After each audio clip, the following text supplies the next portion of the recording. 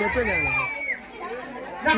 అన్నప్పుడు జయహాలు కట్టిన మీరు నేను రాణి అన్నప్పుడు నన్ను ఎందుకు నిలదీస్తున్నారు?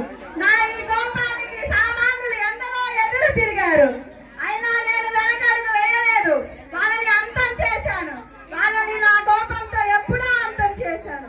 అప్పుడు మొదలైంది నా అద్భుతమైన పాలన.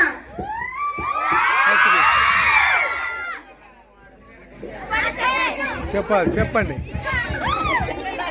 పుస్తకం పోయింది ఆడుంది కానీ అప్పుడు మొదలైంది నా అద్భుతమైన పాలన. పోయినమ్మాయి రాలా పాలనలో గొడవ, అది కూడా నా పాలనలో.